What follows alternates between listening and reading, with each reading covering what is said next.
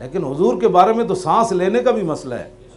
मैदान हुदैबिया में ऐसे उर्वा बिन मसूद ने हुजूर की मुबारक दाढ़ी की तरफ हाथ किए ऐसे, और बतौर खुशामद किए। दुनिया में भी आए दाढ़ी में लोग हाथ ला दें, गल मुक जाती। ऐसे उसने कहा कि जाने दीजिए सुलह कर ले, ऐसे कहा। तो पीछे भतीजे खड़े थे, मुगीरा बिन शोबा, अभी चचा ने इस्लाम कबूल नहीं किया, तो बगैर हुजूर से पूछे चाचे के हाथ पर तलवार का दस्ता मार दिया। आखिर यदकान लहियत रसूलिल्लाह वल्ला तसिल इलैक, और मैं चाचे अगर जो तू खुशामद कर रहा है, लेकिन ये अंदाज हमें बेअदबी का नजर आ रहा है। अगर दोबारा ऐसे हाथ किया तो मैं काट के रख दूंगा, पीछे करा। साहबा तो ऐसे भी बर्दाश्त न कर सकते।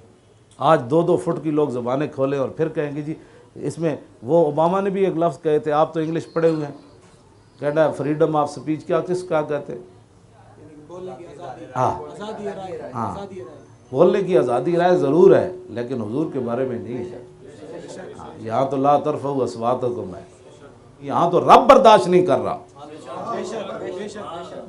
ला तरफ़ऊ अस्वातकुम फ़ौक़ सौतिन नबी इन्नल्लज़ीना यग़ुद्दूना अस्वातहुम इंद रसूलिल्लाह उलाइकल्लज़ीना इम्तहनल्लाह। इम्तिहान से फरमाया जिन्होंने मेरे हबीब के सामने अपनी आवाज़ों को पस्त रखा, अल्लाह ने उनके तकवे का इम्तिहान ले लिया। इसका माना यह है कि क़यामत तक तकवा यह है कि नबी का एहतराम किया जाए। तकवा यह नहीं है मौलवी खादिम बड़ा मालवी बन जाए। तकवा यह है कि नबी का जितना कोई एहतराम करेगा इतना बड़ा तकवे वाला है। एहतराम यही था ना, सिद्दीक़ अकबर को कई सांप लड़े गार में तो लम यतहर्रक, ऐसे भी नहीं किया, ये तो था। अब हज़रत फारूक आज़म फरमाया करते थे सिद्दीक़ सारे नेकियां ले ले, वो गार वाली नेकी दे दे। तो बल्कि आप हज़रत उमर के दौरे खिलाफत में किसी ने कहा कि उमर सिद्दीक़ से बेहतर है, तो आपने फरमाया लैलतु अबी बकर खैरुम मिन आले उमर। फरमाया उमर तो दरकिनार, उमर का सारा ख़ानदान भी एक तरफ खड़ा हो जाए ना तो सिद्दीक़ की गार वाली नेकी फिर भी अफजल और आला है। मैं हाफिज़ हूँ, मैं सारी वो आयतें सिर्फ पढ़ दूँ ना जो हुजूर की शान में अल्लाह ने फरमाई।